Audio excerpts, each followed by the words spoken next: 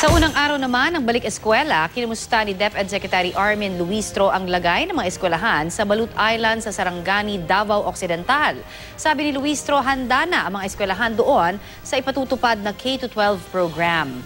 Sa katunayan, kumpara raw sa problema ng kakapusan ng silid-aralan sa Metro Manila, maluwag ang mga classroom doon. Kaya naman, patuloy ang paghihikayat nila sa mga kabataan doon na mag-aral. Sinagot din ni Luistro ang mga kumukontra sa K-12 program.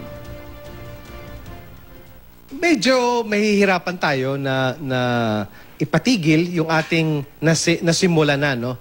Ang katunayan yan, pang 5 taon na ngayon, at bago nila makuha yung sinasabi nilang 1 milyon na mga lagda, baka naman tapos na yung taon, no? Hindi ko maipinta kung anong ating gagawin kasi paano natin pipigilan yung isang programa na ngayon pa lang ay puspusan na ang implementasyon, no?